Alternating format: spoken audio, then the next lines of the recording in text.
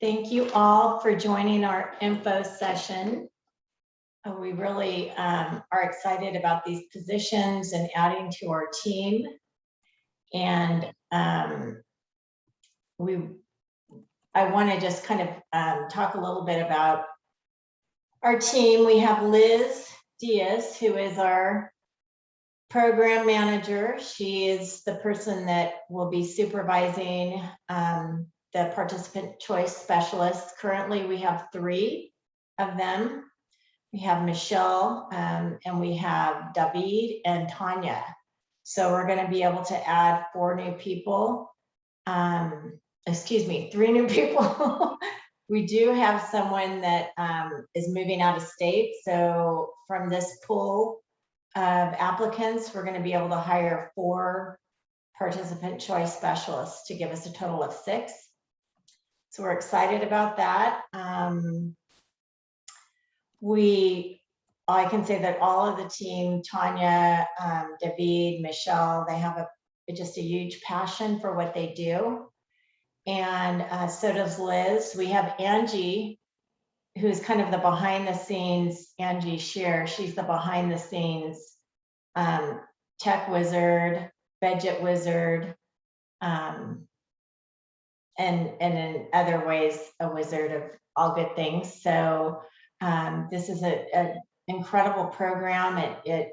We're excited that we can have a specialized positions that DES has actually modified a little bit, where the positions are going to be entirely supporting staff, so the SCs.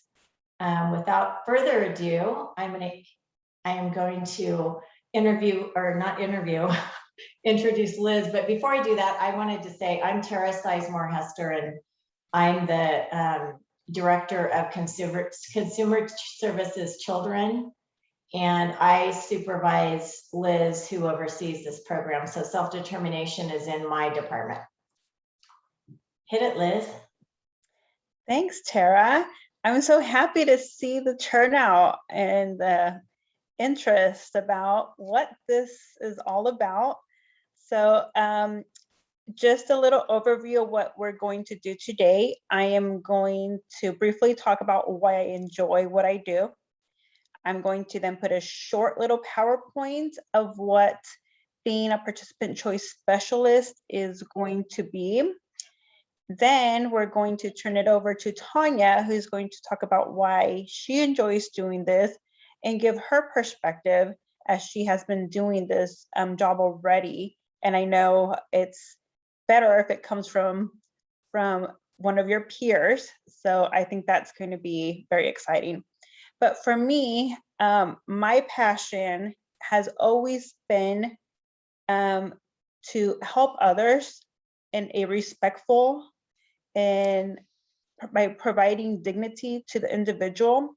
And I think that self-determination really provides that to the people that we are supporting.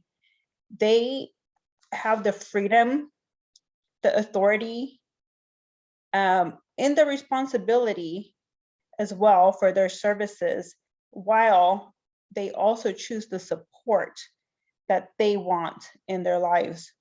And it's confirmation to them that it's all about them, right? We are here to support them. That's why we are all here. That's why we all have our jobs here. With self-determination, that's this philosophy that people have the right to direct their own future, just like we do. And that's the beauty about self-determination, is that we are there supporting individuals to really do and direct their services. Yes, there are some limitations with the waiver, but even then we all have limitations in our day-to-day life. But really the beauty is that we are working as a team, and we have power with, not power over anyone. We are there as a team member. And I love working as a team where I can say we are all here together. We are part of the team. We are supporting this individual, and we really look and point out the positives of the individual. We don't neglect what they need in regards to supports, but we really, really want to make sure that the positives stand out and that we get people to be a part of the community how we should have always been doing. So that's my passion. I'm very excited because it has been over a year and a half that we started, and we are now going to the second years of of meeting with people that have been in the program, and I have seen it work. I was in a meeting and just seeing the parent cry and say thank you because, you know, this person was able to come back home after a very, very hard time that they had medically and was able to come home and recover thanks to the support that was waiting in the home because of what the team helped do. We were just a small little seed with the supports that were put in there, but just hearing that just makes it worthwhile. Just being able to do these meetings, help the people that we are supporting and their families. We had another participant who had a tragedy and lost a parent. And the other parent was able to go and do what they needed to do. And this person was receiving services. We added services. And just because we had these really good person-centered plans and staff were able to read and understand with all the information that was written, what they needed to do to support this person didn't have any interruptions in their day. The other parent was able to go and take care of what they needed to do. And this person had those supports and services in the home where they didn't have to leave their home. They stayed there and till everything was stabilized again. So I've seen this work. It's amazing. It's not for everyone, but that's what we're going to go into today. We're going to talk about what the participant choice specialist will do. It's a little bit more than just self-determination services. So I have a short little PowerPoint that I'm going to share. If I can find it. While you're doing that, Liz, I'll piggyback off of some of what you've said. So Okay. it's at least once a week, sometimes more often, Liz is texting me and telling me something that happened that made her day, something positive for a consumer and their family. And I think that's really what it's all about. So the participant choice specialist is what we are looking for people to join our team. As a participant choice specialist, you will have to know and understand the delivery of traditional services, the delivery of self-determination services, and also the delivery of self-participant directive services. So participant directive services and self-determination are two separate things. And that's why I just wanted to briefly go over this. This is not about supports and services, so I'm not going to go into detail what those are. It's about the position and what you will learn when you're in this position and what you will help everyone else in the agency learn. So participant directive services is about flexibility, and it has another creative way on how to deliver services. These services include participant-directed daycare services, nursing services, respite services, transportation, and community-based training services for adults. During our pandemic, COVID-19 pandemic, we, DDS added temporary services, which included personal assistance, independent living specialists, and supportive employment. So those were added during COVID-19 in this delivery model. So why use participant-directed services? It gives the family more control because they get to choose who they want to hire. And during COVID, it minimized the risk of, being infected with COVID-19. You can see that with some families moving forward, this can be very helpful, especially for those that have more of those medical needs where they may want to hire their own providers. Also, we have some families that live in areas where we don't have a lot of vendors. So this might be another option for those families as well. So what's different? So the participant choice specialist, again, will have to know the traditional service delivery model, and the participant directive services falls within our traditional service delivery model. They will need to know the self-determination program. And these are just, if you see here, the traditional services, they look pretty similar with self-determination until you get to vendor providers. And then that's when it starts to change because it opens up more possibilities with the non-vendor providers. And then there's additional steps, the individual budget, the spending plan, and the independent facilitator. As you can see here, the participant directive services and self-determination both use the financial management service, which is the FMS. So as a role in self-determination, what we have found is that sometimes we're going through the entire process. We have our initial meetings, which are the person-centered plan, the IPP, we provide a budget, and then the family says, I don't think I'm ready for self-determination. Or these services under traditional, now that I have a really good person-centered plan, can actually meet the needs right now.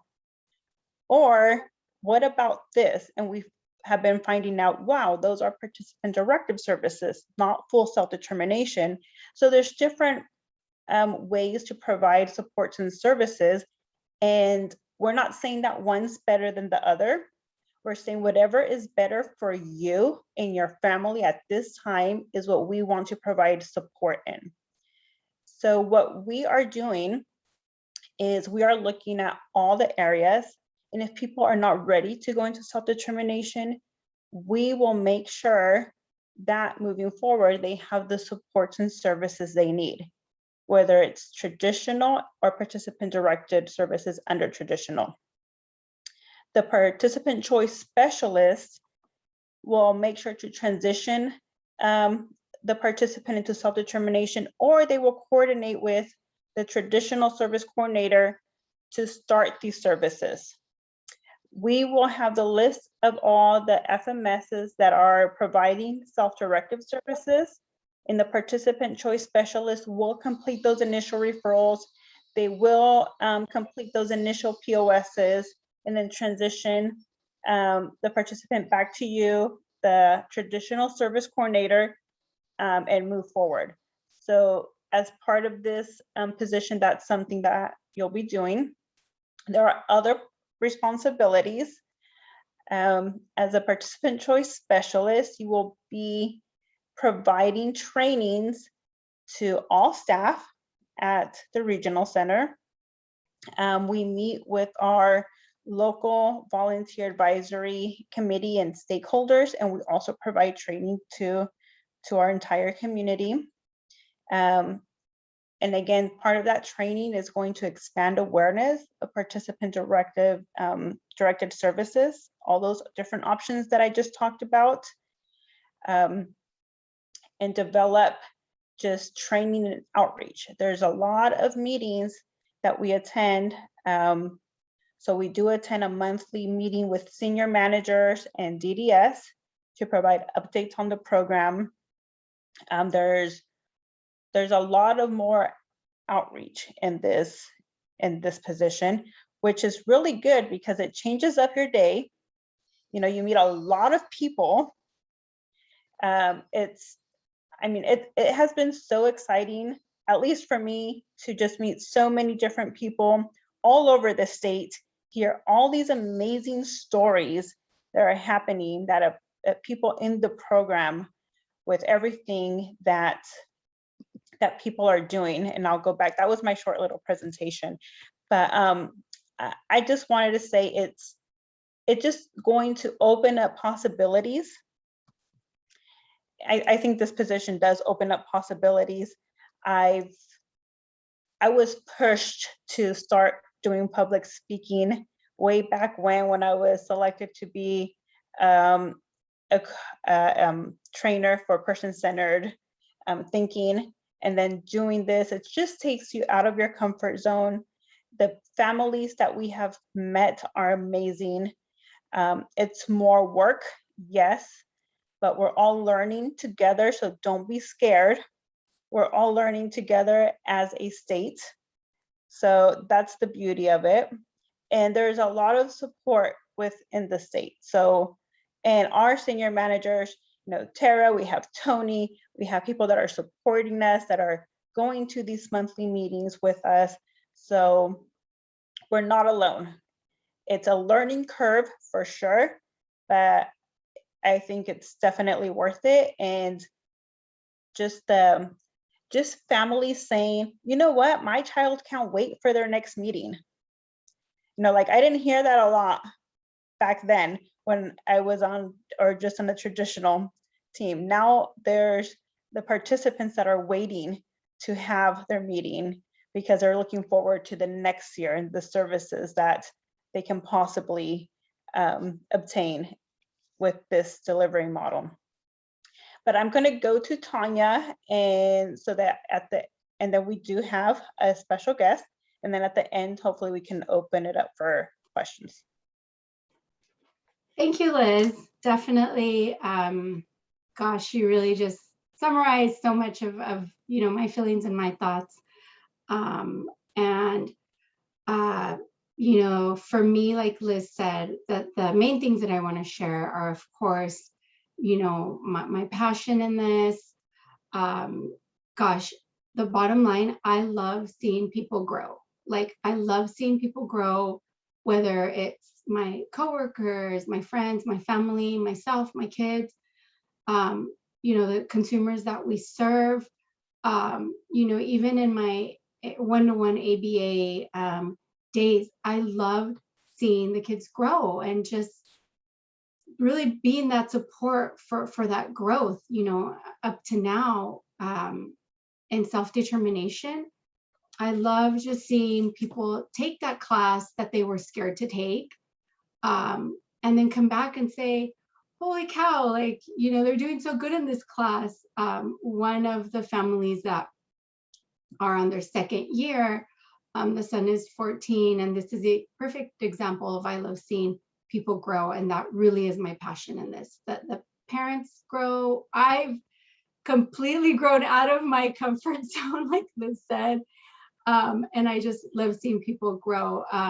One of my kids was the one example that I will share is he's in self-determination on his spending plan. He has karate. He's autistic, kind of non-verbal, but he knew that he wanted to be out there and nothing was going to stop him. And people kind of doubted it. We were kind of like, oh, okay, well, let's just see how it goes. So we got his karate on his spending plan. It was all arranged.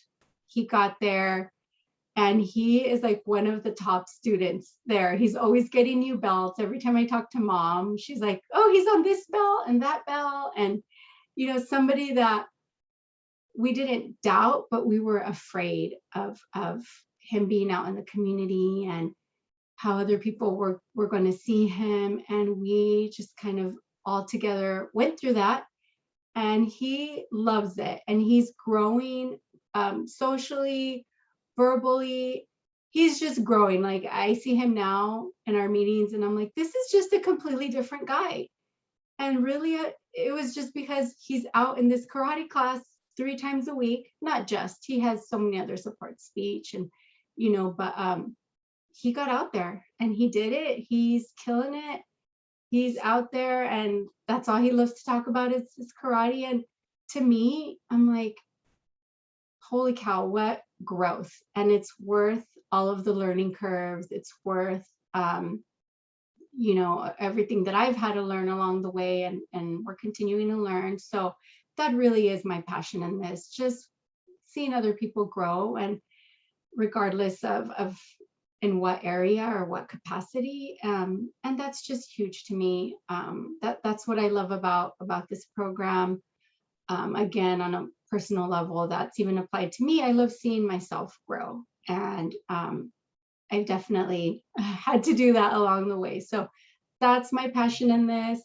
Another thing that's been new to me, like Liz said, is participating in the attending committees, not really participating, but just attending, learning, listening, what committees are about, doing the orientations. That's been really fun. Presenting those, you know, going to DDS meetings and really meeting all these new people that are each such an intricate part of this whole puzzle. That's been fun. You know, going to meetings, getting to know a little bit more about the leadership team. So that's all new to me. That's how I've grown. I love it. You would definitely be part of that if you decided to go for this. And really, that's just my passion and where I am. And thank you, you know, for the opportunity, for coming and listening. And like Liz said, we do have a very special guest with us, one of our many stories that we have. If we can have everybody, you know, come and share, I would love that. But we do have one. I don't know if that was up next, Liz. Yeah, okay, so I'll go ahead and introduce Mrs. Megan Paslak, and I'll just let her share, just kind of open up, and whatever is in your heart and in your mind, Megan, go ahead, pass it on to you. Okay, thank you. My daughter, Hannah Paslak, is 29 years old, and she was chosen to participate in the self-determination pilot program. And she has been participating since November 1st of last year. So this is the end of her first year. The year started off really amazing. It surprisingly, since there was, you know, the pandemic happening, but her personal assistants would take her places and make sure that she was safe. And Hannah was planning the things that she wanted to do. And a big thing was she wanted to go to Monterey. And so she had one of her personal assistants take her, and, you know, I made arrangements for a hotel for them for 2 nights. And Hannah got on the internet and started researching the places and things she wanted to do. And she found that there were 3 candy stores down in that area.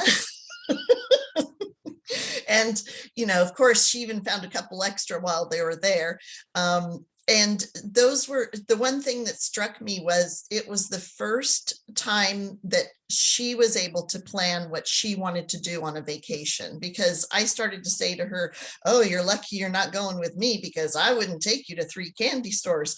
And that's when I realized, you know, that's what this is all about, is her being able to drive and make her own decisions as an adult.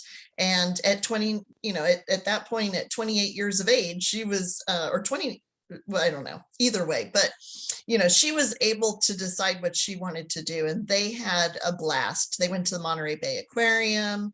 She's a shopaholic, so she went to a lot of the different gift shops, and she had so much fun, and she wants to go back again.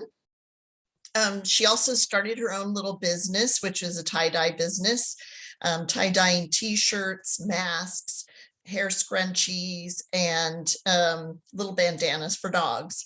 And her personal assistant, Victoria, is amazing. She is very organized and crafty and creative, and I'm not any of those above items. And so So, the success of her business is due in part to the fact that she has that support system. And Hannah is legally blind. And so Victoria guides her hands and helps her, with the process. And Hannah did a pop-up shop, and she got an order for 35 t-shirts. And she earned $680 on her 35 t-shirt order from a business. And they plan to order another batch after the first of the year. So I was just overwhelmed and excited. And this also, I feel like it was self-determination for my husband and I, because for the first time, we could just say, hey, we'll see you later. We're going to go to dinner. And I didn't have to make arrangements, because Hannah and her personal assistant would figure out what she was going to eat. They would help her with the preparation of the food. There was just so much freedom for my husband and myself, and that was very exciting. So on August 27th, Hannah had cardiac arrest, and she was dead. She was, her personal assistant that was with her got her out of the car. It happened immediately. It was a sudden cardiac death is what they call it. She got her out of the car, got her onto the pavement, started the CPR, called 911, and the paramedics took over the CPR, and they shocked her 3 times and brought her back to life. But there was a period of time she wasn't getting full oxygen flowing through everywhere that it needed to go. So she does have, some brain damage, but her brain is rewiring. And I was the person that cried at my annual meeting because we were able to bring her home because she already had personal assistance in place. And the doctors, they were not very optimistic for Hannah. They felt that they shouldn't do an implanted defibrillator because she was just going to go to a home, and that, she was not going to neurologically progress. And they were very wrong, because Hannah is walking again with a walker, and she's getting some, somebody has to kind of spot her. Although last week Hannah decided that when Victoria was in the restroom, that she was bored. It'd only been a few minutes. She doesn't have a sense of time. She stood up. She got herself up off the couch, which I didn't even think she could do without support.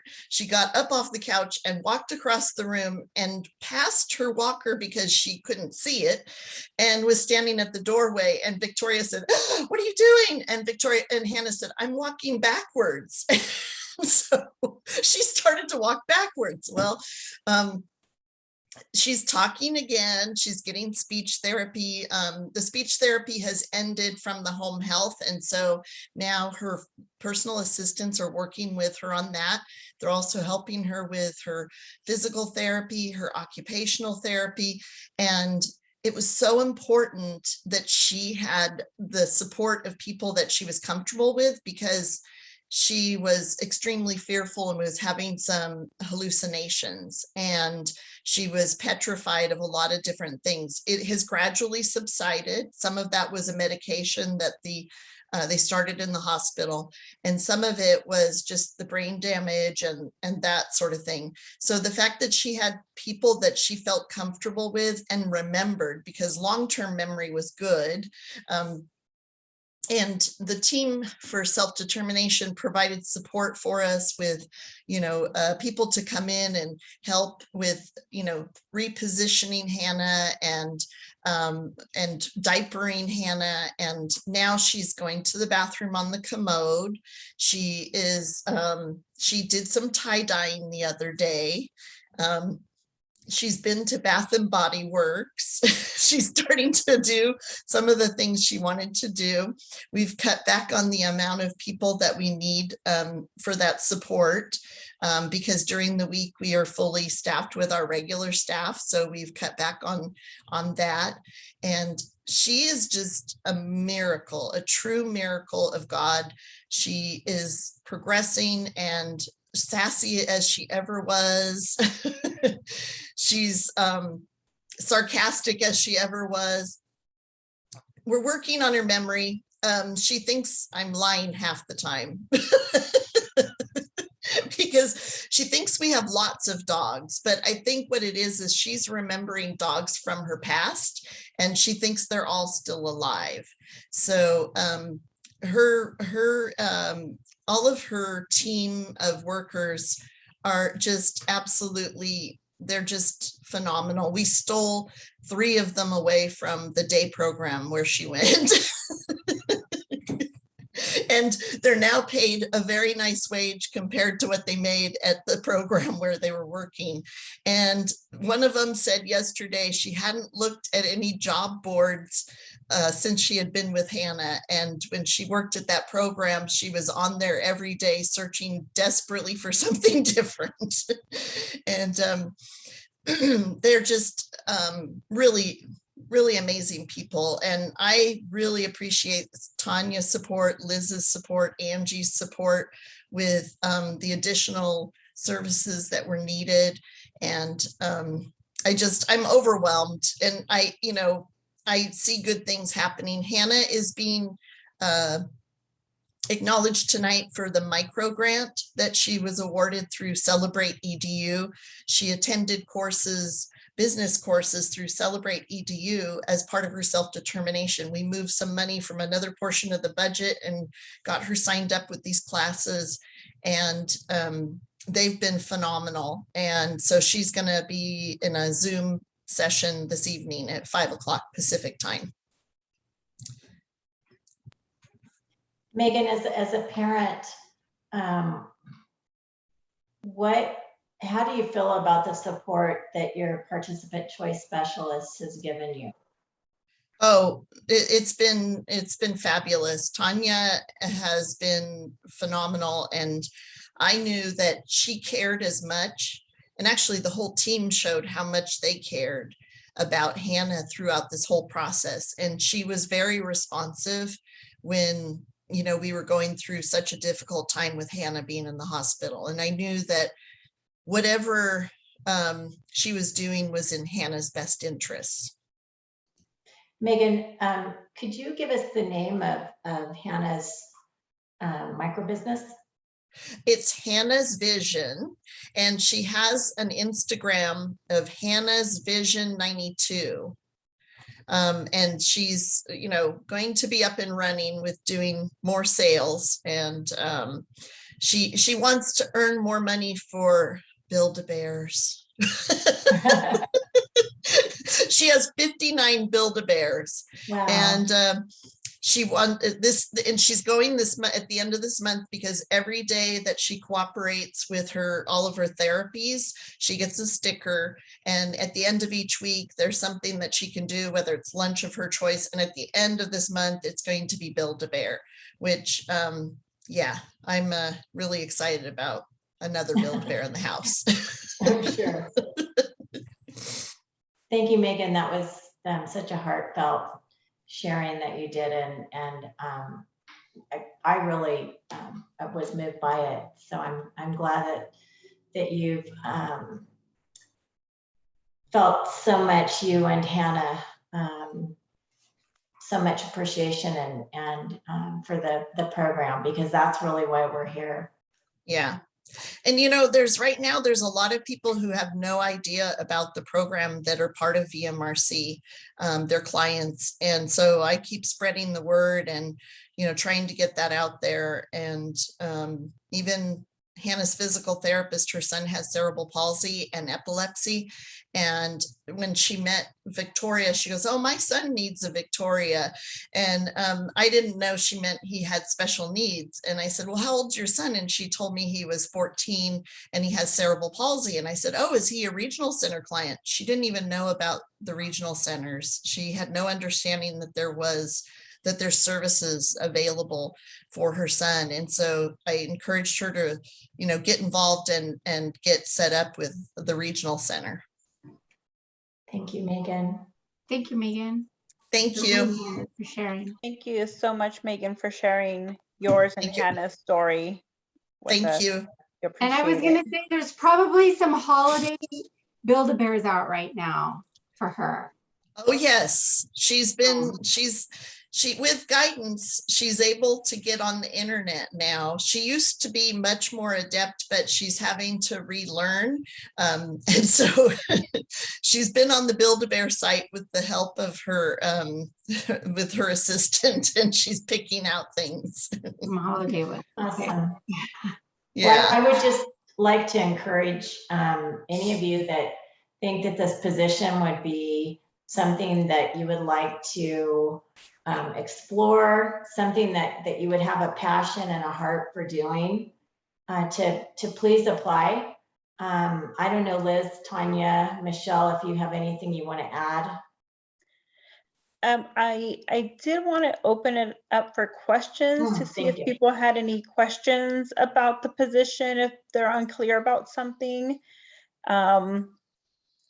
Again, I feel that we not only do we support, but I think we really get to know the individual and the families doing this because of the time we're spending with them. I just feel just that connection. So I don't know if people have any questions or anything about the program or.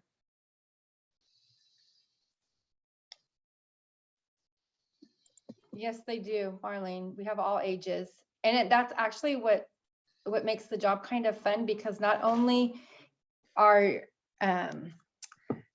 nothing's the same. So you might be working with an adult in the morning, and then you're going into a 3-year-old in the afternoon. And coming from a children's team, I knew nothing about the adult world.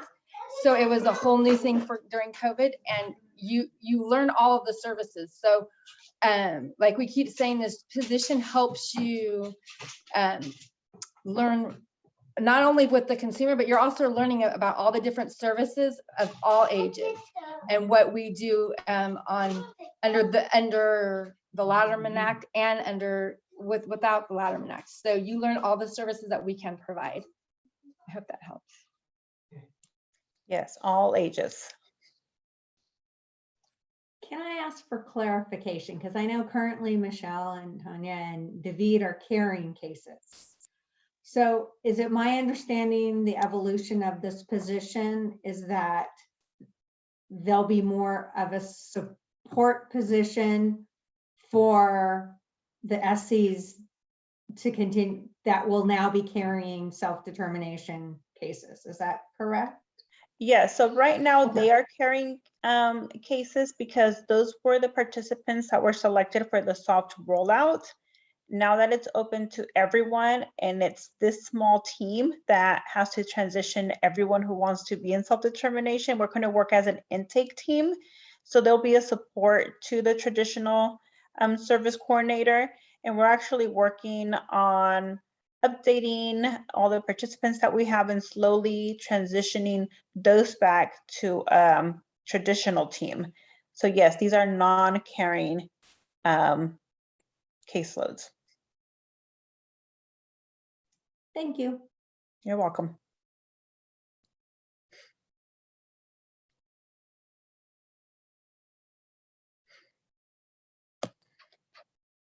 Other questions, comments? You guys can use the chat if you guys don't want to unmute. You're also free, if you have any questions after today, you can contact Liz. I know she'll be happy to answer those. The position covers all BMRC catchment counties, correct? Yes. Yes, it is for everyone. Having said that, Liz, if somebody lives in one county, if it works out, would they be primarily be supporting people in that county? Will they be supporting SCs in other counties? How would that work? So right now, Tanya is supporting people in the San Joaquin County. Michelle is doing mostly San Joaquin, but helps with some of Modesto, and David has all Modesto and all of the San Andres county areas. So it just depends what we have going on, and that's how we've had it for these three. So when we open it up and hire more people, we may adjust that. And your goal is to have 6 positions? 6 Correct. total, yes. 6 total. And is that to occur within a certain time frame, or just slowly add one more as more join? We're going to add them all at the same time. Okay. And for training purposes, I think that's the way to go. Everyone will be supporting each other. And again, we do have one participant choice specialist is moving out of state. So we'll be, for this interview process that's coming up, we'll be hiring 4 people. Thank you. Megan, there is a question for you. It is, how would you explain self-determination to a family, and how much time is involved for the family? I think, well, the way I've explained it to people who are not familiar with it is that the services that your child, each person is dealt with individually. A person-centered plan is developed, and it's determined if there's any unmet needs, and that the team works as a group. It's not just, one person telling you yes or no. There's a team of individuals that talks through it. And if it's supported by a goal of that participant, then that's something that is, very likely to be a part of the plan. And that it's a pool of money. Then the budget is, earmarked for certain things, but there's the flexibility to be able to move certain portions to another category potentially. And also the biggest thing that I tell them is that they can hire the people they want and not have to go through a particular vendor or agency that's vendorized. And that gives them the flexibility and the control to manage the person if they choose to do so. Now, with regard to how much time is involved for the family, I think it can really vary based on the needs of their particular family member, and also if they want to have an independent facilitator that is handling some of the nitty gritty, then they don't have to be as involved. Or if they're going to take on that role themselves, it's how much time, it's a lot of things they're already doing anyway. So I don't see it as any more work than what was happening in the past. And it's actually, some of it is the burden is taken off of the family, because I don't have to be Hannah's cruise director, because she loves to go and do, and the only time she could go and do is if one of us took her. And so now that burden is off of us. So I see that as time that is being given back to us.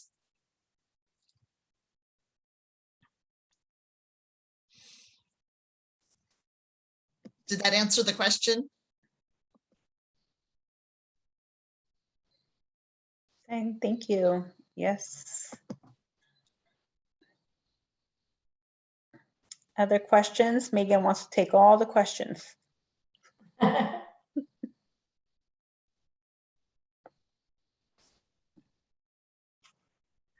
If not, like Tara said, if something comes up later, then just email us and we will answer your questions as they come. Thank you all for coming out today. Really consider this position. We think that you'll love it. One thing I do want to say before we close, I'm incredibly proud of our team. DDS has nothing to say, but just rave reviews about what we're doing in our area with self-determination and the team. So I want to publicly acknowledge that. Thank you all. Thank you. Thank you so much, Megan, again for coming. Yes, thank you, Megan. Yes. Thank you for Megan. asking me. I appreciate it. Bye-bye. Bye-bye. Bye.